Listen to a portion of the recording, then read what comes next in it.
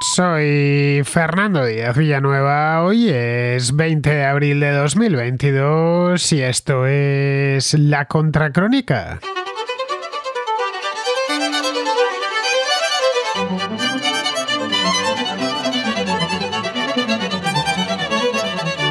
Tras la aplastante victoria de Viktor Orbán en las elecciones húngaras del pasado 3 de abril, con Marine Le Pen y Emmanuel Macron disputándose de cerca la segunda vuelta de las presidenciales francesas, que se celebrará este día 24 de abril, el próximo domingo, y con Vox en España subiendo en las encuestas de intención de voto, podríamos continuar con otros muchos a lo largo y ancho de toda Europa.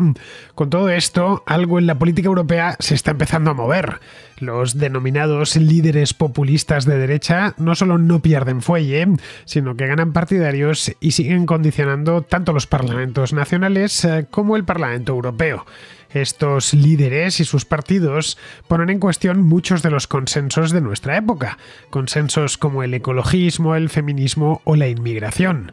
Tanto el Estado como las grandes empresas, y esto es un hecho, son más ecologistas y más feministas que los propios ecologistas y las propias feministas, a la vista de lo que sucede en ciertas fechas muy marcadas en el calendario, como puede ser, por ejemplo, el 8 de marzo. Luego nos encontramos ante un fenómeno un tanto curioso que algunos analistas han apuntado ya en distintas ocasiones. No sirve, en definitiva, a estas alturas hablar ya de izquierda y de derecha o de liberalismo y socialismo. Uno de estos analistas, el filósofo español Miguel Ángel Quintana Paz, hablaba de esto mismo hace unos días en un artículo en el diario The Objective. Para Quintana es algo obsoleto confrontar el poder del Estado y el de las grandes corporaciones, porque ambos se han aliado, lo han hecho ya hace un tiempo, y comparten una visión similar del mundo, y lo más importante de todo, una visión similar de cómo debería ser el mundo en el futuro. Dos viejos enemigos, el Estado y el mercado, o al menos esa parte del mercado que toca con las grandes empresas, que se han reconciliado y que obtendrán grandes beneficios del mundo que viene, con una energía más cara y menor consumo por parte de una clase media que se irá encogiendo poco a poco. Ya de hecho ha empezado a encogerse en algunos países, al menos en el primer mundo. Pues bien, para hablar de esto, que ya de por sí, como podéis ver, es muy interesante, y de unas cuantas cosas más, tenemos hoy en La Contracrónica a Miguel Ángel Quintana Paz, un viejo amigo de este programa con el que vamos a profundizar en algunos de los debates más candentes de nuestro tiempo, en torno a temas como el medio ambiente, el feminismo, la inmigración o uno más, el antinatalismo.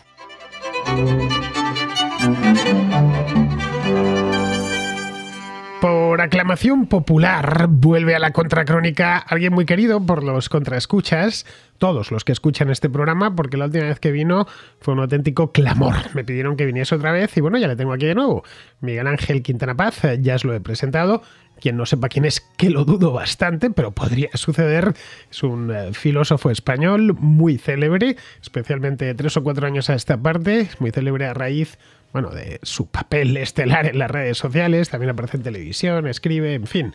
Bien, pues me comentaba el otro día Miguel Ángel, que es un gran tipo y un gran conversador, que hay una serie de cosas que están aleteando sobre nuestras cabezas desde hace meses, diríamos que años, que ahora parece que se están poniendo todas juntas. Y las vemos, por ejemplo, en la campaña electoral francesa, en la que nos hemos metido ya en la segunda vuelta, y hay una posibilidad real de que Marine Le Pen llegue a la presidencia de la República Francesa.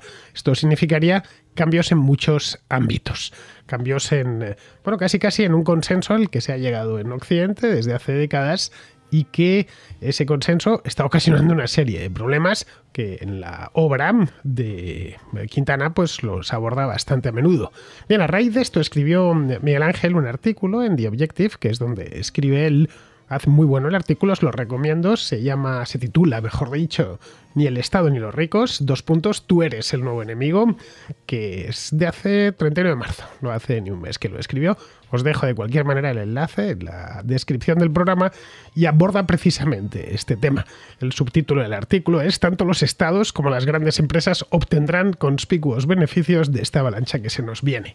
Bien, pues ya que tenemos aquí a Miguel Ángel, vamos a hablar con él sobre esto y sobre unas cuantas cosas más. Muy buenas, Miguel Ángel. Hola, Fernando, encantado de estar aquí, a pesar de que enrojezco un poco cuando haces esas presentaciones, pero bueno, como no hay cámara, pues... No hay cámara, no. Pues, esto es un programa de radio y lo hacemos solo por la radio. Bien, ¿cuál es esa avalancha que se nos viene, Miguel Ángel? Yo cuando empecé a leerlo y luego lo que te pusieron en The Objective, ese ogro que está durmiendo, me pegué un susto. El artículo es buenísimo, lo digo ya. Es un ogro que está durmiendo, pero hay personas pequeñitas a su alrededor, ¿no? Y es una referencia al final del artículo en el que hablo de Lilliput, de cómo personajes muy pequeñitos, que somos nosotros, que somos los individuos, pues a veces sí que podemos enfrentarnos contra un gigante. O sea que en realidad el intento de esa imagen es positivo, igual que es positivo, o intento darle un tono positivo, lo hago a menudo al final del artículo. Pero antes de llegar a esa positividad, sí, vamos a meternos en lo negativo, en la avalancha.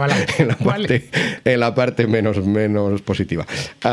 Bueno, yo creo que, a ver, el consenso al que te has referido y en el cual vivíamos pues hasta hace no tanto, hasta hace unos pocos años, era un consenso en el cual... Era un consenso a la discrepancia, es decir, aunque suene paradójico. Es decir, la lucha política se movía entre dos extremos. Un extremo que echaba la culpa de nuestros males básicamente al Estado, que era la parte más de derecha, liberal, y luego el otro extremo echaba las culpas de nuestros males a las empresas, al capitalismo, al poder del dinero, ¿no? Que era normalmente el lado de la izquierda. Entonces, discrepan, sí, discrepan porque cada uno echa la culpa a alguien distinto. Pero coinciden ¿en qué? En que están en ese marco, están en ese esquema, ¿no? O el Estado es el malo, o los ricos, o el capitalismo es el malo, y cada uno nos movemos en ese campo de juego. Están de acuerdo en el campo de juego, aunque obviamente las porterías en ese campo son distintas. ¿Qué es lo que pasa? ¿Qué es lo que está pasando? ¿Cuál es la avalancha? Que eso, a mi juicio, está cambiando. A mi juicio, y creo que hay datos para apoyarlo, está cambiando. Es decir, ahora ya no son ni los estados ni los ricos, sino una alianza entre los estados, entre los gobiernos, entre la clase política y las grandes empresas. Cuando decimos grandes empresas, es que incluso la palabra grande empresa hay que actualizarla, porque cuando decíamos hace 40 años gran empresa, pues pensábamos en el Corte Inglés o en no sé, en los grandes supermercados del barrio. Ahora estamos hablando de empresas que tienen, como Google, como Apple, como Facebook, como Microsoft.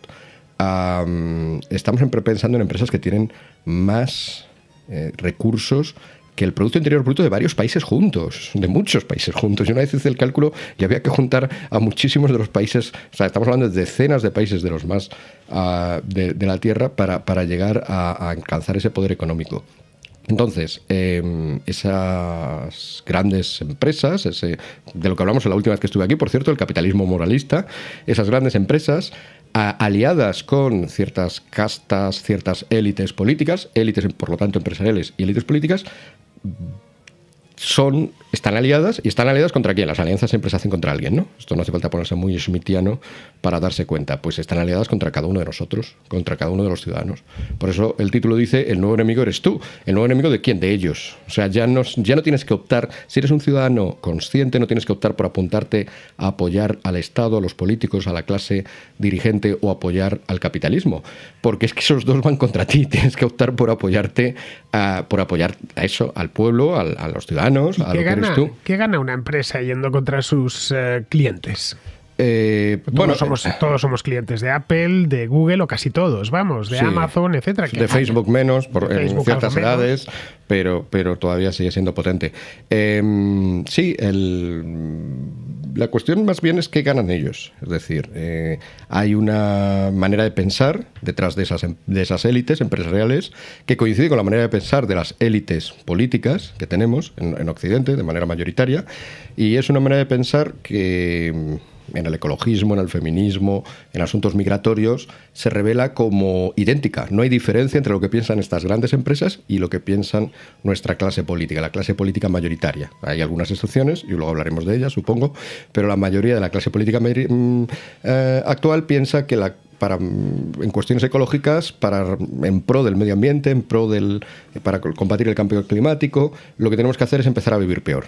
Empezar a pagar muchísimo más alto el precio de la electricidad, empezar a pagar mucho más alto el gas, es decir, y si es posible no consumirlo, empezar a pasar frío, vaya, que es lo que ya está pasando, ¿no? Lo que ya nos está pasando, dados los precios a los cuales ha subido la cosa. Esto nos lo resumes en un párrafo, uno de los párrafos del artículo, que está muy tirado, en el que dices lo siguiente: Fijémonos en 4 de los asuntos más candentes de nuestros días: ecologismo, feminismo, pensiones de jubilación, migraciones. Podríamos citar muchos más, pero bástennos esos 4. En todos ellos se constata la alianza recién descrita entre Estado y grandes multinacionales. Tanto el Estado como las grandes empresas coinciden en transmitirnos un único mensaje. Ni el uno ni las otras son culpables de los aprietos que ahí nos topemos, sino que el culpable, el que no está a la altura, el que debe modificar su vida. A menudo llegan a decirte que tus privilegios eres tú. Sí, tú. No apartes ahora la cara de la pantalla. Esto va contigo. Sí, es el que tienes que cambiar, el que tienes que empezar, pues eso, a gastar menos calefacción, el que tienes que empezar a ir menos en coche. Olvídate de los viajes en avión, por supuesto. Lo de la pandemia en ese sentido ha venido menos bien, porque medio bien, porque nos ha acostumbrado a todos. Pero olvídate ya de esos viajes. Es verdad que todo ese mensaje es para el ciudadano de a pie, es decir, por supuesto esas élites, tanto políticas como empresariales, como económicas, van a seguir viajando en avión, van a seguir teniendo sus mansiones bien calentitas, van a seguir yendo de vacaciones, por supuesto. Pero lo harán con buena conciencia, y en el fondo es verdad que en términos numéricos ellos son muy pocos, aunque gasten muchísimo. Entonces piensan que realmente el problema somos nosotros, las masas de turistas que copábamos las ciudades, copábamos los aviones, o que tenemos esa rara manía de no pasar frío en invierno y por lo tanto emitíamos un montón de contaminación por las chimeneas de nuestras calderas. Ahí se ve en la cuestión ecológica, se ve que somos nosotros los malos y que ellos van a empezar mediante impuestos. Ahí de nuevo se ve la alianza, ¿no? Mediante impuestos, subidas de precios, etcétera. Cada vez va a ser más difícil vivir como vivíamos. Está también el caso de las migraciones, ¿no? El caso de las migraciones creo que también es muy evidente. Tanto esas grandes empresas en general, a una persona que tenga... Que desee tener unos empleados baratos, es obvio que el que vengan millones de personas, como hay algunos proyectos de la ONU, por cierto, el otro lado, proyectos de la parte de la política, de nuevo están en la alianza, ¿no? A los empresarios, a las grandes empresas, al capitalismo le conviene que lleguen un montón de nuevos posibles asalariados que bajen los sueldos, como ya está pasando. Y por otra parte, a los estados también les interesa esa llegada de masas de población y que solamente perjudican ¿a quién? Solamente perjudican a los que vemos que nuestros sueldos concretos van bajando, que de repente un barrio donde vivíamos y era seguro, pues ya no es tan seguro, que de repente las formas de vida habituales que teníamos, de, yo qué sé, volver a casa a las 11, aunque seas mujer, tranquila, porque más o menos estabas segura de que no te iba a pasar nada, pues empieza a volverse dificultoso, etcétera, etcétera. De nuevo el perjudicado es el ciudadano individual, que es los ciudadanos individuales todos juntos forman el pueblo, y por eso vuelvo a hacer la alusión un poco al optimismo ese de la fotografía, ¿eh? El pueblo unido puede hacer muchas cosas, pero es verdad que cada uno de nosotros individualmente podemos hacer poco y somos los que padecemos eso, mientras que las personas que toman estas decisiones de fronteras abiertas, de fomentar la inmigración en vez de la natalidad, por ejemplo, etcétera, etcétera, son personas que no solamente no se ven perjudicadas, sino que incluso se ven beneficiadas, tanto en la política como en la economía.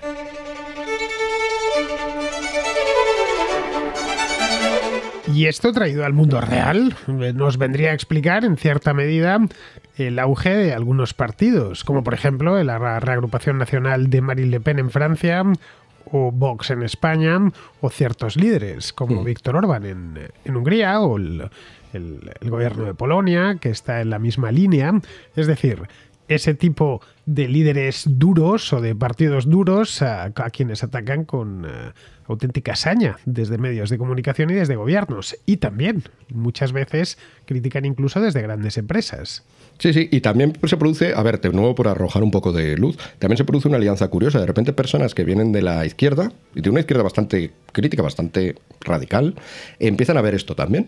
Porque como a quien perjudica esto fundamentalmente es a los obreros, a la clase obrera, que era tradicionalmente el sujeto revolucionario para esta izquierda, pues lo captan y lo notan y lo dicen. En el caso de Francia, ya que lo has citado, cuando estabas hablando, me estaba acordando de Christophe Guilluy, que tiene un libro, No Society, un libro, por cierto, que Rejón subrayó abundantemente, y lo sabemos porque subió sus subrayados a Twitter, y los vimos todos, o sea, que Rejón captó que ahí había algo, y Guilluy en este libro, No Society, lo digo en inglés no por pedantería, es que el libro está en inglés, aunque es francés, porque es una cita a Thatcher, ¿no?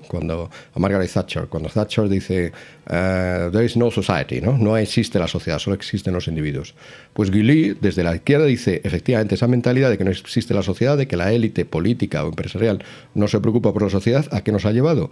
Pues nos ha llevado a las banlieues de París, repletas de inseguridad ciudadana, repletas de problemas todos los días, pero que hacen un poquito más barato al señor que vive en los Campos Elíseos, en su apartamento de, yo que sé, 20.000 euros que le cuesta el alquiler, suponiendo que no lo tenga en propiedad y que trabaja en las altas esferas de la publicidad o de la empresa o lo que sea. A ese señor le permite que el chico que le trae la compra del supermercado, en vez de 6 euros, le cobre solo 5, precisamente por esto, porque hay cada vez más chicos deseosos de hacer este trabajo, porque cada vez hay más inmigrantes. El que padece las cosas en la banlieue es uno, el que se beneficia de ellas en los Campos Elíseos es otro. Esa fractura es la que para Guillouis es una no society, ha roto la sociedad, son dos intereses completamente distintos, los de nuestras élites y las del pueblo llano, y es lo que él critica, ya te digo, desde un discurso muy izquierda, pero que en el caso también de Francia, en este caso un filósofo, Guillouis es demógrafo, por cierto, este análisis he citado la banlieue los alrededores de París. Y he citado la calle más cara de París, los Campos Elíseos, porque él hace el análisis así, o sea, a pie de calle, sobre la demografía. Estos serían los neorrancios, ¿no? De los que se habla últimamente, ¿no? Si Guillouis fuera español, le hubieran incluido seguramente en el libro este que han sacado, llamándoles neorrancios a los que dicen cosas parecidas aquí. Pero Onfray, ¿no? Filósofo en este caso, no demógrafo, es ateo, famoso, criticando siempre la religión, es decir, una persona también que viene de una trayectoria muy de izquierdas, de nuevo se ha dado cuenta de lo mismo y también lo está diciendo, ¿no? Entonces, efectivamente, y se podrían citar muchos más. Efectivamente, yo creo que Francia, esta situación, dado que lleva muchos... En España, en realidad, con la cuestión, por ejemplo, esta última de la inmigración, llevamos poco tiempo, hasta los años finales de los 90, hasta los 2000, éramos uno de los países con menos inmigración de Europa entera. Tenemos tasas... Es de los países que más inmigración tiene y que mejor integrada está, no es por nada. Sí, porque hemos tenido una gran ventaja, que es que gran parte de esa inmigración es iberoamericana, es decir, no es inmigración que tenga una diferencia cultural. Sí, pero radical. Ni siquiera las comunidades norafricanas de argelinos o marroquíes han constituido guetos, como ha sucedido en Francia. En algunos sitios me temo que sí, en el sur de España me temo que sí que está ocurriendo ya, precisamente donde son mayoritarias, donde es mayoritaria esa inmigración. O en el caso de Cataluña. En el caso de Cataluña recordemos que hemos tenido un atentado, ¿no? O sea, un atentado creado por chicos que vivían allí, que habían nacido allí y que se sentían ajenos a la cultura española y a la civilización occidental. No hay nada parecido a Molenbeek. No hay nada parecido. No, es lo que estaba argumentando yo. Es decir, aunque ya tenemos en España indicios de esto, es verdad que no estamos en el nivel de Francia, porque Francia probablemente es el país donde esto, de toda Europa, donde es más sangrante, ¿no? Tuvieron, por la cuestión esta de Argelia, ¿no? Que era francesa, luego dejó de serla, por lo tanto, bueno, pues hay una situación extraña que al final te mete a cientos de miles de argelinos, también por el hecho de que el norte de África habla en general francés y por lo tanto también ese tipo de inmigración pues le queda. No tienen... Bueno, tienen Haití, ¿no? En América, pero no tienen, o Quebec, pero no tienen un equivalente a la iberosfera. Bueno, en Haití decir que hablan francés es decir mucho. Hablan algo parecido, ligeramente parecido al francés. Es el criollo haitiano, que no es exactamente lo mismo. En Quebec también son un poco anticuados, pero bueno, siguen sin ser problemáticos. La cuestión es esa, que Francia, es verdad que todos estos problemas son muchísimo más sangrantes y esto hace que en Francia políticamente sea muy interesante, porque es donde, claro, cuando el problema existe, la gente se acaba dando cuenta. Puede haber gente, como ya he dicho, Guillouis, Onfray, el Zemmour mismo, que era más un publicista, ahora es político, pero hasta hace nada era simplemente un señor que hablaba de estas cosas en las teles y en las radios, con solvencia, pero un publicista fundamentalmente. Estas ideas, al final, cuando la gente las vive, se plasman entre otras cosas en el voto, y de ahí que lo que has dicho tú, de que las próximas elecciones en Francia probablemente tengan un componente alto de incertidumbre. Comentaba aquí con Alberto Garín la semana pasada, después de la primera vuelta de las elecciones francesas, que gente como Éric Zemmour en Francia, que es quizá un ejemplo cristalino, ¿no?, de este tipo de partido, porque como bien sabes, Le Pen se ha ido moderando mucho con el tiempo, tratando de ampliar su base electoral, cosa que por cierto está consiguiendo, y la atracción que tenía entre la gente joven, entre chicos de 18, 19, 20 años, ¿no?, que era llamativo. Veías en los mítines, entre los que le estaban haciendo la campaña, ¿no? Sí, aunque el dato que ha salido al final es que el que sacó mejor resultado de los más jóvenes fue Mélenchon, pero a muy poquitos puntos estaba Le Pen. Y Le Pen, además, su gráfica de voto por edades es muy significativa, porque va desde la más alta en las edades más jóvenes y luego va descendiendo ya en las un poco más maduras y descienden mucho más en las ancianas, ¿no? Es, por cierto, una cosa parecida a la que le pasa a Vox. en España, ¿no? Recordemos que en las edades más jóvenes es donde Vox alcanza de sus porcentajes de votantes el más alto. No estoy diciendo que entre los jóvenes lo más votado sea Vox, sino que entre lo votado a Vox, entre los jóvenes es donde alcanza porcentajes más altos, y sin embargo, en las personas... Y es llamativo, porque la derecha siempre se tenía, en España por lo menos, el que era de derecha significa, sobre todo si te ibas más a la derecha, eras un nostálgico de otra época, te habías criado en una sociedad distinta, etcétera. En cambio, ahora lo que nos encontramos es que chicos, ya digo, de 18 años que acaban de adquirir el derecho al voto, se decantan directamente por partidos que tienen este programa muy claro.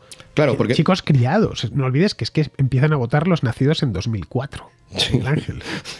Este año. Ni siquiera pueden recordar el 11M, ¿no? No ya el 11 de septiembre, sino 11M. Ni siquiera el 11M. Sí, porque volviendo un poco a la avalancha que decíamos, es decir, esta avalancha cuando ya tienes una cierta edad, tienes tu capitalito asegurado, tu hipoteca pagada, pues bueno, la notas menos, la percibes menos, ¿no? Me estoy refiriendo a esas edades más altas. Sin embargo, cuando eres joven, tienes 18, 20 y tantos años, ves las dificultades que tienen tus pares de unos cuantos años más, de 28, 29, 30, para tener empleo, para tener casa, para tener, no digamos ya casa en propiedad, sino incluso pagar el alquiler, etcétera. Es cuando estás viendo que este mundo que te están vendiendo como la cumbre de la civilización, porque según la mentalidad progresista siempre vamos a mejor y estaríamos en el mejor de todos los mundos posibles si miramos atrás en la historia, que no es tan bueno, y que las perspectivas hacia el futuro, que deberían ser mejor, pues todavía mejores que este mundo tan bueno, tan perfecto, si es posible perfeccionar la perfección, tampoco son nada buenas, sino todo lo contrario, porque te están contando esto, que como dijo el Foro Económico Mundial,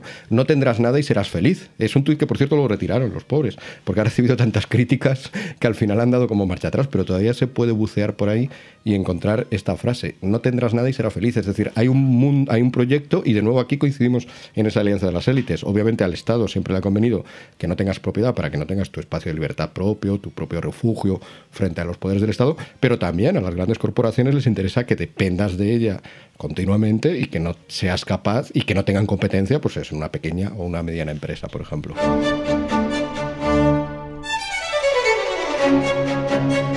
Pero es que eso ya me cuesta a mí más entenderlo. A ver, yo puedo entender que el Estado, que es voraz por naturaleza, nunca tenga suficiente y quiera quitarnos más cada mes, ¿vale? Porque tiene que pagar clientelas, etcétera, porque quiere tener muchísimo personal, porque ha hecho promesas de pago a futuro, qué sé yo, tiene que pagar pensiones, sueldos de empleados públicos, etcétera. Eso lo puedo entender, que no le basta con lo que tiene y necesita subirnos los impuestos o crear impuestos nuevos, como todos los que van a financiar, que ya están financiando la descarbonización. Pero no termino de entender que gana, qué sé yo, Mark Zuckerberg o el tipo el propietario, los propietarios, que son muchos obviamente de las multinacionales grandes como puede ser Apple o cualquiera de ellas, Amazon, Jeff Bezos. ¿Qué gana Jeff Bezos teniendo una clientela más pobre? Si el de lo que vive es de que exista una clase media amplia y próspera en el mundo desarrollado, que es a quien nos vende cosas. A Jeff Bezos le interesa que a mí me vaya bien y que a ti te vaya bien para que entremos a Amazon y compremos cosas. Bueno. A los dueños de, qué sé yo, de cualquier red social, de Google, les interesa que veamos anuncios para que compremos cosas. Y así YouTube, que estemos todo el día viendo vídeos para que nos veamos los anuncios y a su vez vayamos, que tengamos un buen empleo y que podamos gastar lo que vemos, comprar ese coche que hemos visto en el anuncio o esa moto o lo que sea, ¿no? No termino de entender que nos quieran pobres. A ver, los políticos sí lo puedo entender. No que nos quieran pobres, pero nos digan, no os queda más remedio que ser pobres porque tenemos que mantener un invento muy caro. Y no nos basta ya con la mitad de lo que producís, sino que necesitamos el 70%. Pero vale. ¿Qué gana en esto el dueño de Amazon? En términos estrictos, o sea, si simplificamos mucho las cosas, pobres, lo que se dice pobres tampoco nos quiere el Estado, porque el Estado al pobre no le puede sacar impuestos. O sea, nos quieren mantener en una situación de precariedad, digamos más bien, de semipobreza, de clase, las antiguas clases medias que pasen a ser clases bajas o con dificultades. Esa es la situación, ¿eh? No es por parte del Estado, también sería absurdo que nos quisiera pobres del todo, porque para empezar necesitaríamos vivir de una renta básica que también nos tendría que pagar él. Es verdad que nos tendría muy dominados así y tampoco le importa mucho que haya unos cuantos de estos, pero no todos, ¿no? Entonces, y desde el otro lado, desde el lado de... ¿A qué me refiero desde el otro lado? Desde el lado de las empresas. Hombre, a Bezos le interesa que tengamos dinero como para montar mi pequeña empresa de venta de libros, mi pequeña librería. Hombre, es obvio que no. Es obvio que tampoco quiere que tenga, ya ahora ya vende hasta ropa, bueno, vende de todo, ¿no?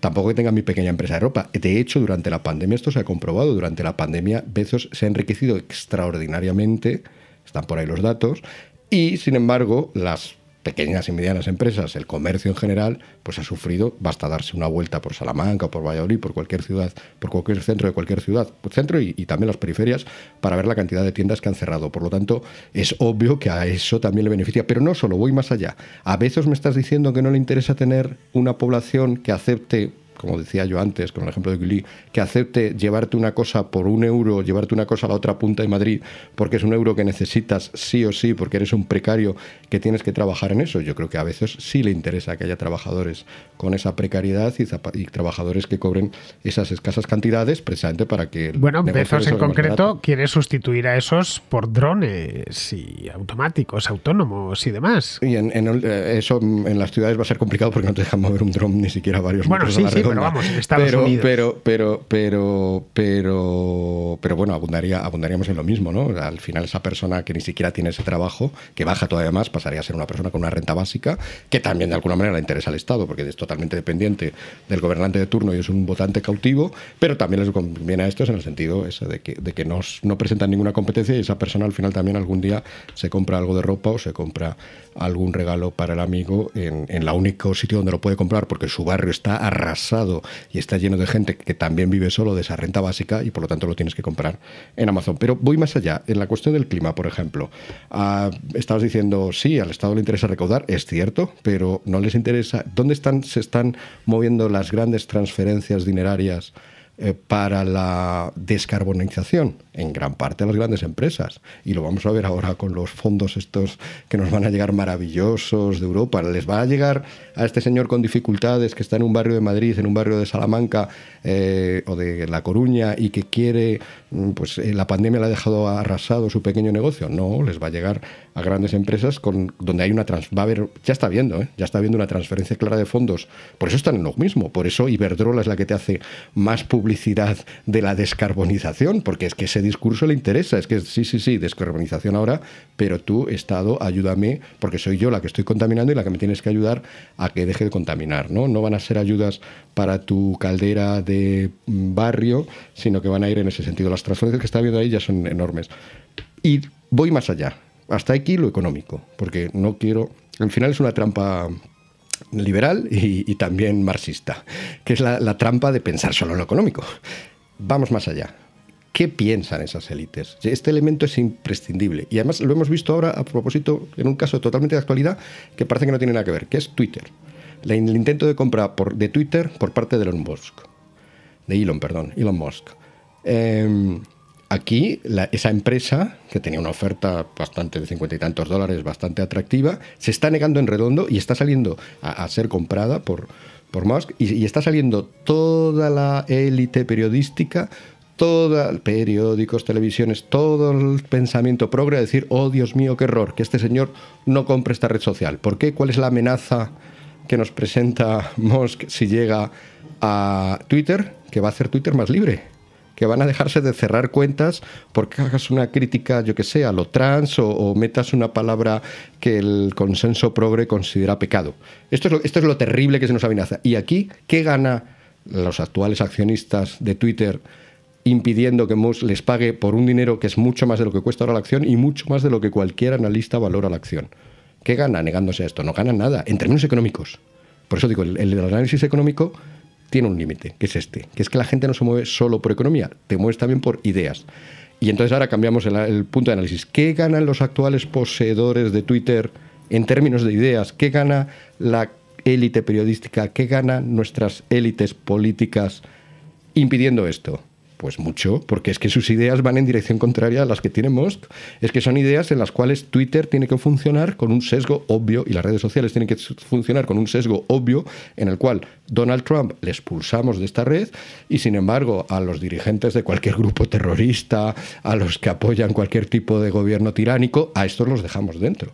Entonces, esta mentalidad progre que inunda ya no solamente a los que poseen Twitter, sino a las normas que nos aplican, los algoritmos que nos aplican para poder hablar a los demás en Twitter. Esta batalla de ideas es esencial en este punto. Y en esta batalla de ideas están en el mismo bando esas élites políticas y las élites, pues eso, empresariales, que hoy en día dominan Google, que hoy en día dominan Twitter, aunque Twitter no está entre las 5 más grandes, ¿no? Pero bueno, también las que... Bueno, pero Twitter tiene impacto en tanto en cuanto los políticos y los periodistas están en ella. Es la casa... 300 millones de usuarios, claro, pero de cierta, entre comillas, calidad. Es decir, están todos ahí. Es la plaza pública, y dominar esa plaza pública de los que tienen más calidad les parece esencial. Pero bueno, hablabas antes de Bezos. Bezos tiene el Washington Post. El Washington Post ya ha salido diciendo que esto sería terrible.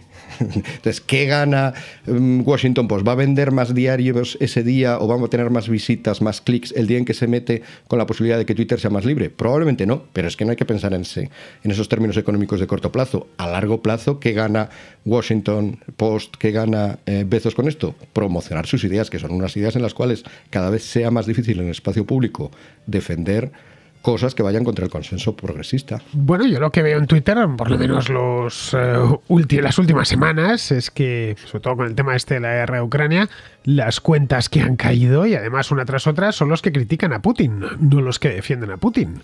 A esos incluso se las han verificado en muchos casos. Y a Putin no se puede decir que Putin y todo lo que le rodea forme parte del gran consenso progre, más bien todo lo contrario. Y las que están cayendo te puedo decir unos cuantos casos. Son grupos organizados que se las han tirado. Twitter tiene una serie de fallos, algunos bastante graves, con el tema de más que la libertad de expresión, de entender la lengua natural de los seres humanos. Como bien sabes, tú en Twitter me mataste de risa el otro día con ese chiste. ¡Zas! Te lo denuncian y te tiran la cuenta. No has dicho nada, pero el verbo matar está prohibido. El verbo morir, etcétera. Sí, cuidado. Lo que pasa es que también ahí está, en el momento en que metas algo trans, cualquier crítica que esté ligada a esto ya va a ser sospechosa, mientras que si metes el término cura o sacerdote o religión católica no hay ningún problema. O sea que ese sesgo, está el sesgo tonto, que es el que tú has citado, es verdad, hay un sesgo de tontería, pero hay luego que tampoco es tan tonto, porque normalmente son cuestiones que van contra una violencia, como si todos fuéramos almas puras, que no podemos ni siquiera en broma decirnos me vas a matar de risa, porque eso ya de repente te lo desmonetariza y tal. Bueno, eso es progre, esa mentalidad de que cualquier palabrita un poco sonida de tono me ofende y entonces me siento súper oprimido por lo que me has dicho, esto ya es progre. Pero bueno, pero es que lo otro existe. Es verdad, estabas citando esta cuestión, es verdad que hay grupos organizados desde siempre, pero no en los últimos días, en las últimas semanas ha habido una auténtica razzia contra personas que cuestionan el consenso progre, más allá de la cuestión de Putin y Ucrania, que es verdad que ha pasado esto, pero yo mismo, por un tuit absolutamente ridículo de estos, he sido expulsado durante una semana de Twitter. Hay gente... ¿Cómo? Pero si tú eres muy educado, Miguel Ángel. Sí, pero hubo una amiga que dijo, bromeando, cuando pasaban estas cosas en el PP de Pablo Casado, bromeando dijo esto de, pues el PP no tienen problema en la vida porque ya vienen apuñalados de casa. Y yo le respondí a ella diciendo, comillas, venir apuñalado de casa, cierro las comillas. Me encanta el concepto. Bien, pues se me denunció por estimular el suicidio.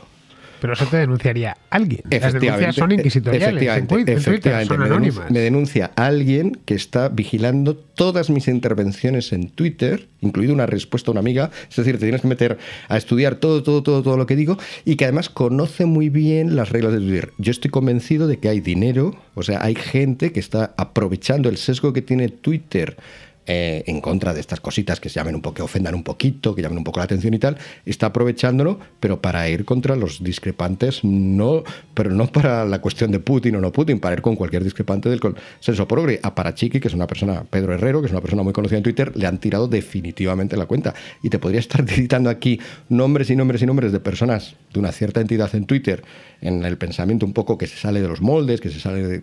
Ni siquiera, incluso se sale de la vieja derecha o la vieja izquierda, sino que está abriendo caminos nuevos que han sido expulsados en el último mes, 2 meses. Hay claramente una intención ahí. Alguien ha puesto dinero, alguien ha puesto esfuerzos por hacerlo. Y aprovecha que Twitter es favorable a eso. Un Twitter como el que quiere Elon Musk no permitiría esto, porque es un Twitter... Hombre, es un tipo tampoco libertario. Sabemos que Twitter es más de los Musk. tuyos. Es más de los tuyos, porque es más libertario. Yo creo que se quiere divertir con eso. Bueno, le sobra dinero y se quiere divertir. Pero bueno, sí que ha hecho declaraciones ya en el sentido de eso, de que, a ver, tanta tontería fuera de aquí, ¿no? Y entonces... que un libertario, independientemente de lo que él piense luego sobre los asuntos, crearía un espacio que verdaderamente fuera una plaza pública neutral. Y hoy en día ya no solo estamos hablando mucho de Twitter, pero tampoco pasa con YouTube, tampoco pasa con Facebook, ¿eh? O sea, no son espacios claramente neutrales, sino que tienen ese sesgo. Ah, no, en absoluto. Esto lo decía aquí en la Contra hace un mes, que siempre fue errónea la idea, la presunción de que las redes sociales eran neutrales, ellas lo repetían, pero no era cierto. Y ahora ya ha quedado más que claro, ¿no? En el caso de la guerra a Ucrania, las redes sociales occidentales han tomado partido de una manera clara. Totalmente. No hay más. En el tema este de lo trans han tomado partido. Y como con esto, con muchísimas cosas. En el tema del 8M han tomado partido. Sacas el feminismo, que se nos estaba quedando un poco fuera, pero creo que es uno de los sitios donde se ve más claramente esta utilización por parte de las élites de estas ideas. En el feminismo tenemos a Ana Patricia Botín, la mujer más rica de España, diciéndonos que ha sido una gran oprimida. Pero esto es así. O sea, ella se presenta como una gran oprimida. Claro, el señor de 45 años parado de barrio con una alta tasa de delincuencia es un señor que está menos oprimido que Ana Patricia Botín a ojos de Ana Patricia Botín. Ojos de Ana Patricia Botín significa también los ojos, luego, ya sabemos, de todos los medios de comunicación, donde tiene inversiones y de todo el discurso público donde participa esta mujer. Si esto no es... Entonces, Ana Patricia Botín, cuando dice estas cosas, ¿qué es? ¿Qué está siendo? ¿Muy capitalista, muy de la vieja derecha o muy marxista, muy de la vieja izquierda? Yo creo que es una discusión absurda. Simplemente está siendo... está tomando partido en una nueva dinámica, que es la de esas élites contra nosotros. Y tan contra nosotros, ya digo, como que perjudica claramente a todos los varones que, frente a una Ana Patricia Botín, tienen incluso que pedirle perdón por haberla oprimido a lo largo de toda la historia. Bueno, Ana Patricia Botín es hija de su padre, Emilio Botín, nieta de su abuelo, de Emilio Botín Sanz de Sautuela, que ambos, el padre y el abuelo, estuvieron con quien mandaba. Los banqueros están con quien manda. Pocos sectores están regulados como el de la banca. Sí. Lo mismo sucede con las eléctricas, están con quien manda. Más que de élites, tenemos que hablar de empresas que dependen mucho de la regulación del Estado. Sí, pero te vuelvo al caso de Twitter. ¿Twitter por qué está haciendo esto? ¿Por qué se está negando una compra de sus acciones que se le sería muy remunerativa? ¿Por estar con el Estado? Le da igual. ¿Lo está haciendo por dinero? Obviamente no, porque lo está perdiendo. Lo está haciendo porque por ideas. Salgamos de la dinámica, o es que estás de parte del Estado, o es que estás estás a favor del dinero. Hay otras cosas que son ideas y simplemente los que dirigen Twitter, pero además los que están soltándote el rollo en la CNN sobre lo terrible que sería que Elon Musk comprara Twitter, y los que están en Hollywood haciendo una película dentro de poco sobre lo terrible que es Elon Musk, probablemente se hará. Todos ellos comparten una serie de ideas, que son ideas pues progresistas, es la ideología occidental de nuestra época. La ideología woke. Entonces, sí, esas personas, obviamente, con todo el derecho hasta cierto punto. O sea, yo soy el primero que digo, o sea, yo también tengo mis ideas y tengo que contártelas. O sea, que cómo le voy a negar a otras personas que nos cuenten sus ideas. Lo que les niego es que ejerzan, con el inmenso poder que tienen por esta nueva alianza entre las grandes empresas y los estados, que utilicen todo ese poder de manera tramposa para impedirnos el intercambio de ideas. Eso sí que es lo que yo critico. Pero ellos tienen sus ideas y claro que prefieren que se promuevan a que esas ideas queden oscurecidas. Y no les importa poner dinero. Es lo que hablamos el día del capitalismo moralista, ¿no? O sea, el CEO, el director ejecutivo de Gillette, diciendo, sí, hemos perdido un montón de millones por este anuncio que hicimos metiéndonos con los varones, siendo una empresa que vende maquinillas de afeitar que normalmente la mayoría son para los varones. Hemos perdido mucho dinero con esto, pero da igual, si se ha pasado así, está bien empleado. Quieren emplear el dinero, el poder para algo. ¿Y no crees que en esto hay más miedo de ser objeto de una persecución por parte, de nuevo, de grupos organizados, de turbas que son muy poderosas, los scratches? Bueno, ya sabes que en la academia en Estados Unidos no se puede hablar apenas de nada, porque según les hacen todo tipo de perrerías a los que se salen del carril que han marcado antes. En España no ha llegado a esto, pero bueno, que los scratches han estado a la orden del día. Sí, y lo hemos podido ver, ¿no? Por suerte no ha entrado todavía en la universidad, quitando ciertas regiones como Cataluña, donde por otros motivos, en este caso el nacionalismo, hablar en una universidad puede ponerse muy cuesta arriba. Pero que lo que tienen miedo es eso. A mí ya está, me blindo como Ana Patricia Botín. Yo ya declaro que soy lo que tengo que ser, feminista, tal, ecologista, que tengo la casa a 17 grados, que me gustaría verlo. Esto lo dijo Ana Patricia Botín, para el que no se enterara. Quiero fotografía del termómetro, del termostato. De cada una de sus habitaciones, porque a lo mejor tiene una habitación con 17 para poder fardar. La de las escobas, sí. La del aspirador. La de las empleadas del hogar, de hecho. Sí. Claro, Dios sabe, esta mujer creo que vive en Belgravia, en Londres, y tiene otra casa en Madrid, etcétera. Bueno, ¿en cuál de tus casas, por lo mejor la tienes el descansillo, ¿no? Bien, ella lo que trata es, y así me blindo, y así ya no se meten conmigo, fuera. Y además ha aprendido, ojo, en cabeza ajena, porque ha visto lo que han hecho con Amancio Ortega, lo que han hecho con Roche, el de Mercadona, que como no hacen profesión de fe, se meten con ellos. O sea, ya ves, los pobres sin decir nada, que tampoco es que estén en el otro lado, ¿no? Sí, de ahí que muchos callados. lo hacen por interés, de mira, yo realmente no pienso esto, me da todo igual, pero bueno, hay grupos organizados fuera y no queremos líos. Yo creo que si Ana Patricia Botín lo hiciera solo por interés, lo haría mejor. O sea, no diría estas tonterías como que tengo mi casa a 17 grados, lo haría mejor, se puede hacer mejor, yo estoy convencido de que se puede hacer mejor, pero le sale del alma. Yo he visto a Ana Patricia Botín en la entrevista que tuvo hace ya tiempo, es que esto no es nuevo, con una periodista americana, y le estaba contando a Ana Patricia Botín lo mucho que ha padecido ella porque quería ser periodista y no pudo ser periodista.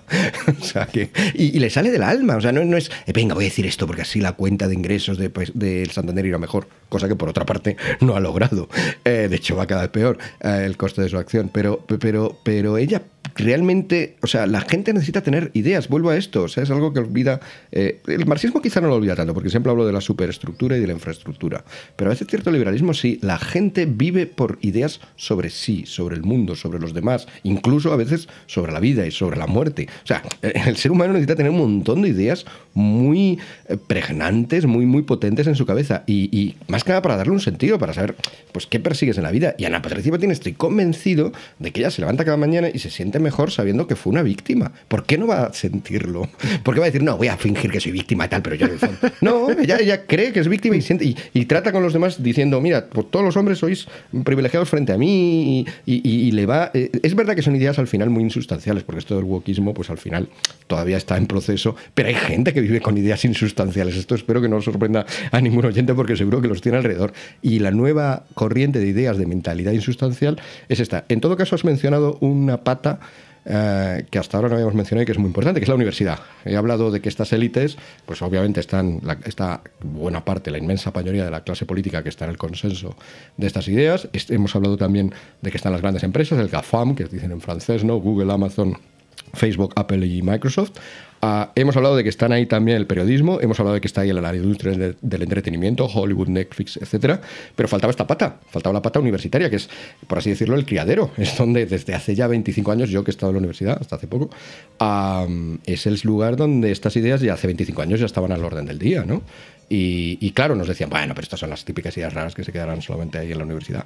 Pues no, claro, porque la gente que está en la universidad tiene la mala costumbre de luego salir, de no quedarse en la universidad toda la vida. Los estudiantes pasan 4 o 5 años y luego salen fuera y trasladan estas ideas. Y sobre todo las trasladan si te benefician. Y a nuestras élites actuales estas ideas les benefician.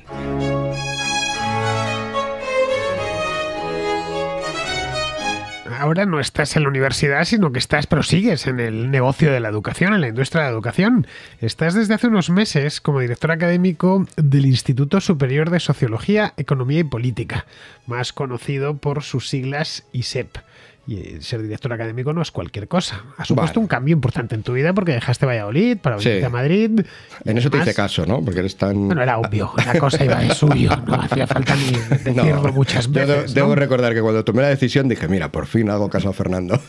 No, pero esto ha sido esto es una iniciativa completamente, ¿no? Porque es realmente una universidad privada, pero sin ser propiamente una universidad, ¿no? Efectivamente. Sí, es una alternativa, de hecho, al sistema universitario, ¿no? Lo malo del sistema universitario actual, bueno, yo escribí un artículo también que se titulaba ¿Por qué me voy de la universidad? O sea, yo al final, todas estas cosas muy leído el año pasado. Sí, lo leyó incluso gente de Iberoamérica. Quiero decir que mi crítica era sobre todo a la Universidad Española, pero es verdad que es que ya la universidad estadounidense, como hemos hablado, probablemente está peor y parece pues que en Iberoamérica también se sentían reflejados. Entonces, bueno, me fui de la universidad. Creo que la universidad actual tiene graves problemas, que ahora sería un poco prolijo explicar, pero son tan evidentes que seguramente que el oyente las conoce. Y uno de esos problemas es este, que es muy difícil que la universidad plantee... Antiguamente la universidad fue estímulo de ideas nuevas, de inquietud intelectual. Hoy, por culpa de todos estos grupos de ofendiditos, de escrachadores, también de que la mentalidad progresista pues ha invadido absolutamente al profesorado, ¿no? Hay encuestas en Estados Unidos, en algunas disciplinas, menos del 5% de los profesores, las disciplinas humanísticas encima, que es donde se habla de estas cosas, porque claro, que en matemáticas haya gente de derechas o de izquierdas da un poco igual, pero en las disciplinas humanísticas, los conservatives que dicen allí, las personas más bien de derechas son como el 5% o menos. Hay encuestas en el área de psicología, en las cuales los propios psicólogos reconocen que cuando les llega un artículo para una revista y es de una ideología contraria a la suya, que lo rechazan. Hay un 30 y tantos % que reconoce que lo rechaza solo por la ideología, no porque el artículo esté psicológicamente bien hecho, académicamente bien hecho, o sea una buena investigación. Hay un 30 y tantos que lo reconocen. Imaginemos cuántos no lo hacen también y no lo reconocen. O sea, es decir, cada vez la universidad es menos un espacio de libertad intelectual.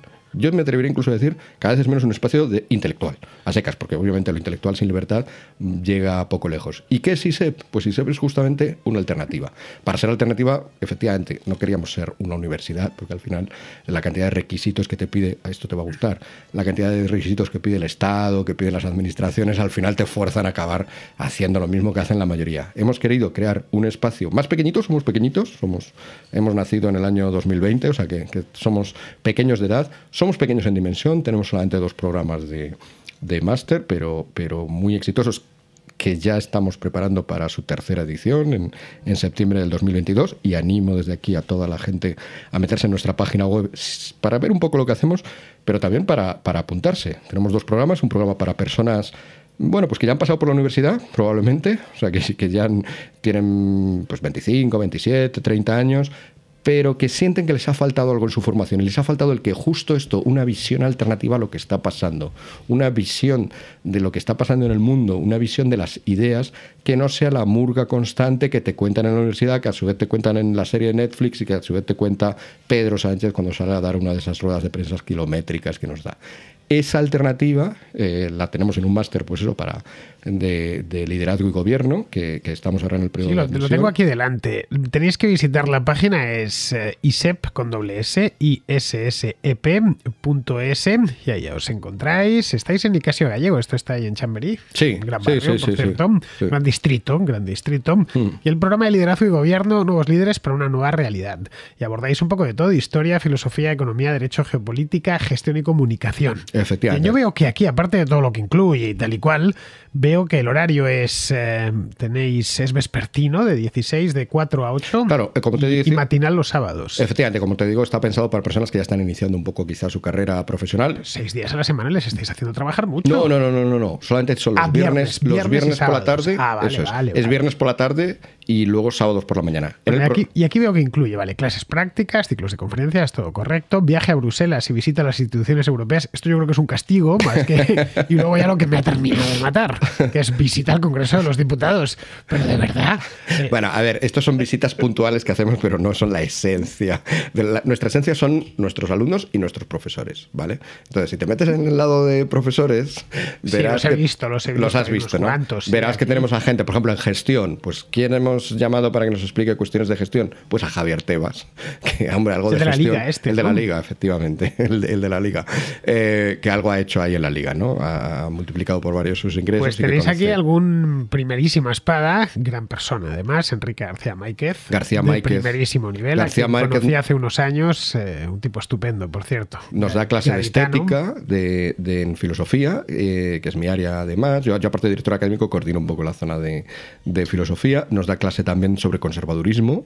A algunos de los alumnos que tenemos, el conservadurismo se les queda estrecho, porque suena como algo demasiado calmado, demasiado poco rebelde. Pero Máquez consigue que estos alumnos le vean su lado positivo. Es magnífico. Es muy bueno. Máquez es magnífico.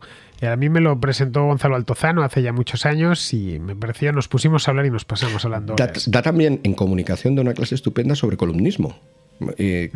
Máiquez, sí. Es un gran columnista. Pero una cosa es ser buen columnista, que lo es, muy bueno, y además saber explicar esto, saber explicar cómo serlo, y da una clase realmente excelente sobre cómo escribir buenas columnas. Luego tenéis a Luis del Rivero, que fue presidente de SACIR. Efectivamente. Sí. Esta es la parte de economía. Un perfil muy distinto al de García Máiquez. Bueno, está Tebas, que es pues los futboleros lo tienen que conocer, obviamente, y está Mayor Oreja, que fue ministro. Sí.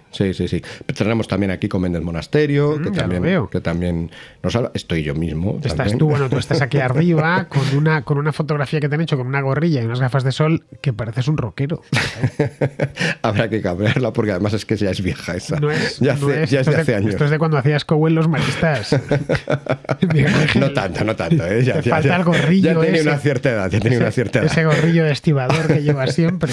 Pero efectivamente sí. Y yo este año, al ser director académico, estoy asistiendo gratis, de hecho me pagan por ello, ¿no? Estoy asistiendo al máster, ¿no? Como tal. Yo lo conocí el año pasado, ya fui profesor, ya fui coordinador de filosofía. Este año estoy asistiendo a todas y cada una de las clases y te garantizo que todavía no he visto ninguna clase mala ni mediocre. O sea, se dividen en buenas y muy buenas. Eso para mí es una paradoja, porque como decíamos, venimos de la universidad, ¿no? Y vengo de la universidad. Y en la universidad hay una cantidad enorme de procesos para garantizar que el profesor que llega a ser profesor es bueno. Porque enorme, tiene que hacer montones de papeleos, oposiciones, investigación, tal. Y al final, ¿cuál es el resultado? Que lo siento, esto probablemente los oyentes estén de acuerdo conmigo, que una gran proporción de profesores universitarios son bastante malos, a pesar de todo ese proceso burocrático, administrativo, estatal. Nosotros no hemos seguido todo ese proceso, simplemente hemos llamado a gente que sabíamos que tenía cosas que contar y que nos constaba que sabía contarlas bien, pero no hemos seguido papeleos. Por eso cuando has dicho no son una universidad, efectivamente es que no queremos ser una universidad. Y mediante este proceso mucho más intuitivo, mucho más sagaz de búsqueda de talento también entre los profesores, pues resulta que al final sale una cosa muy dinámica. Date cuenta que los profesores tienen un reto vamos, por ejemplo el mío, explica la ética en 4 horas. Bueno, pues se hace. Habla de derecho constitucional en 4 o 5 clases. Pues se hace y se da muy bien, se dan unas cuantas claves a las personas que quieren tener una visión. Explica lo que está pasando en Rusia o lo que está pasando ahora con Rusia y Ucrania, explícalo también en 2 horas. Los profesores son capaces de sintetizar, interesar y aportar visiones nuevas. Bueno, tienen solo 20 plazas, las que ofertan. Eso, cuando he citado el talento de los profesores, claro, me ha venido a la mente que también buscamos talento en el alumno. Y tanto, son 20, así que sí, no sé si lo habréis llenado ya el siguiente curso, pero... Nos quedan... Estamos hablando del programa joven, tenemos también un programa, porque a lo mejor alguien nos está escuchando y dice, oye, yo no respondo a ese perfil, todo lo que me estáis contando me parece muy bien, pero para mi hijo o para mi sobrino. Inicialmente, el primer año, surgimos con este programa para gente más joven. Y al poco nos dimos cuenta de que había mucha gente que nos venía ya con 30 y tantos, 40, 50, 60 y tantos, que decía, oye, yo quiero aprender a ver el mundo como lo enseñáis vosotros. Este es el ejecutivo, ¿no? Y efectivamente... Pues menos plazas todavía, solo ofertáis 12. Sí, porque... ¿No queréis ganar dinero o qué, Miguel Ángel? No, a ver, pensábamos que eran personas ya con una trayectoria y que por lo tanto necesitaban un contexto como más... una atención más personalizada, ¿no? Porque es que, claro, tenemos a ejecutivos, tenemos a gente que viene con una trayectoria profesional que es que a mí realmente me asombra, de alumnos. Entonces, le tenemos que ofrecer un producto todavía como más selecto. Ten en cuenta que también esas personas no tienen... El horario es distinto, no tienen viernes tarde y sábado mañana, sino que es solamente los jueves por la tarde, es decir, son 4 horas en toda la semana, tiene que estar todo mucho más concentrado. El programa es, por lo tanto, la mitad de horas. Tenemos que coger al profesor todavía, a los profesores estos les tenemos que forzar. Oye, sí, ¿te costó explicar la ética en 4 horas? Pues a esto se lo tienes que explicar en 2. Y tienes que ir justo al grano de que gente que te viene de una gran empresa, que te viene de esta actividad política, que te viene de estar en la administración desde hace 25, 30 años, le tienes que dar claves para que le resulte lo que le estás diciendo pertinente para su día a día. Y conectar todo esto con los problemas de nuestra actualidad. O sea, no me hables de la ética en general, háblame de por qué hoy es un problema el relativismo, por qué hoy es un instrumento de estas élites, por ejemplo, que hemos dicho, es un instrumento el decirnos, no, todo da igual, no hay ni bien ni mal, conformaos, venga, consumid, quedaos tranquilitos y votad de vez en cuando al que os da más subvenciones. ¿Por qué eso es un instrumento de dominación en el mundo actual? Porque es un instrumento de privilegio de estas élites.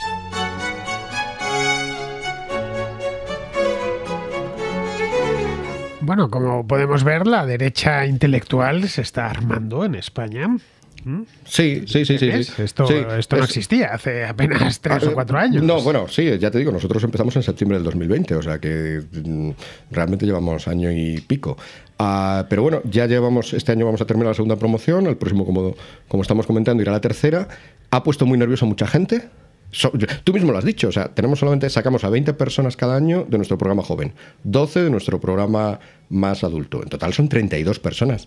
32 personas al año en España van a transformar radicalmente el país, van a hacer que dejemos de ser progres, van a hacer que dejemos de ser PSOE State of Mind, que también hemos hablado tú y yo alguna vez, van a conseguir que España recupere la civilización occidental. ¿Solo 32 personas? Hombre, pues parece que nuestros enemigos piensan que sí, porque de repente les ha puesto súper nervioso y en vez de pasar de nosotros, que sería la postura más inteligente, si alguno de ellos nos escucha, se lo voy a confesar, lo más interesante sería no hablar de nosotros. En vez de no hablar de nosotros, no dejan de hablar de nosotros, de sacar, bueno, ¿cómo nos dijo el país? El país sacó un titular que era Escuela de Intolerancia. O sea, éramos nada más y nada menos que enseñábamos a ser intolerantes, ¿no? Bueno, por otra parte, que ser intolerantes con muchas cosas, o sea que tampoco se equivocaban en este caso del todo el país. La intolerancia infinita es imposible.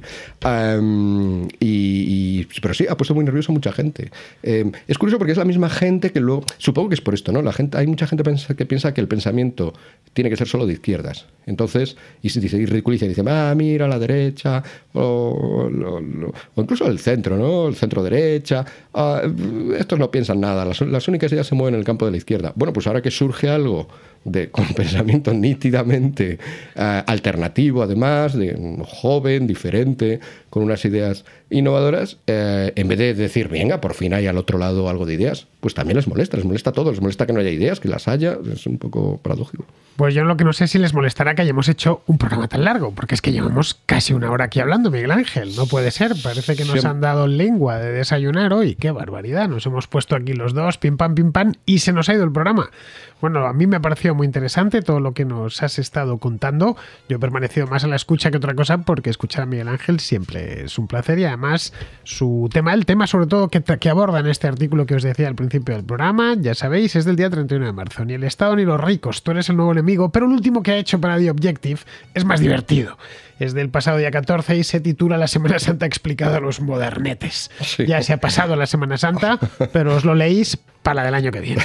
Vale en general para cualquier rito, ¿no? Es un artículo que intenta explicar por qué los ritos son importantes, ¿no? Porque vivimos, una parte de la mentalidad moderna es que hay solamente, nuestras acciones tienen que ser de 2 tipos, o muy prácticas, voy a hacer esto porque voy a conseguir lo otro, muy pragmáticas, ¿no?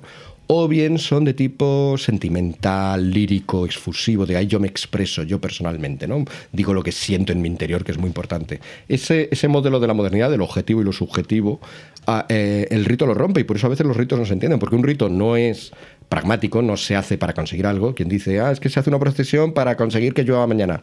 Creo que lo está entendiendo en unos términos que no son exactamente los propios de una procesión o de un rito cualquiera, sino serían más propios de la magia.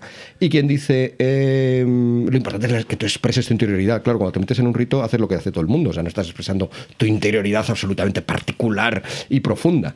Entonces, ¿qué son los ritos? Pues son precisamente una cosa distinta a estas otras dos, que saca fuera, en vez de obsesionarte tú con expresarte tú, saca fuera de ti, de tu subjetividad al mundo real, pero no por lo pragmático, saca fuera tus sentimientos que de alguna manera se hagan materiales. Un paso de la pasión, por ejemplo, pues eso es pasión, es sufrimiento, o es alegría en la resurrección, materializada. Es una cosa muy rara, muy peculiar, que no se entiende desde el esquema típico modernete o moderno, pues viene de Descartes, ¿no? La diferencia ya entre res extensa y res cogitans, esa diferencia entre lo objetivo absoluto, pragmático, útil, y lo interior, subjetivo absoluto, expresivo, ¿no? Va más allá. Pero bueno, esto es mucho más filosófico y a lo mejor el oyente quería simplemente que habláramos. Yo os lo dejo ahí, ya sabéis, la Semana Santa explicada a los modernetes está bien, como todos los artículos que escribe Miguel Ángel en The Objective, y si no le seguís en Twitter, pues ya al menos hasta su próximo baneo, el próximo ya será permabaneo, ya te quitarán. Tengo ahí un strike, sí, tengo un strike, no sé, además que puede pasar con cualquier cosa, ¿no? Claro. O sea, de hecho, se anunció esta misma charla que hemos tenido, hemos pronunciado palabras prohibidas, o sea que también probablemente... Un montón de ellas. Un montón de ellas. Pones el ruidito este de fondo. Pi. Pi. ¿Qué has dicho? No, he dicho morir. Ah, vale. Pi. Bueno, pues nada, oye, muchas gracias, Miguel Ángel, por habernos acompañado hoy aquí. Que sepas que en La Contra tienes un montón de fans, ¿eh? Bueno, pues se lo agradezco mucho a toda la gente que tiene interés, pero yo creo que realmente el mérito es las charlas contigo, que siempre es que se nos salen muy naturales. Sí, cierto es. Bueno, queridos, pues vamos a terminar ya, y terminamos porque es que nos vamos a una hora y las crónicas de una hora son muy, pero que muy raras. Solo cuando viene Quintana Paz y un poquito más. Bien, pues con esto ya me despido de todos vosotros. Hasta mañana.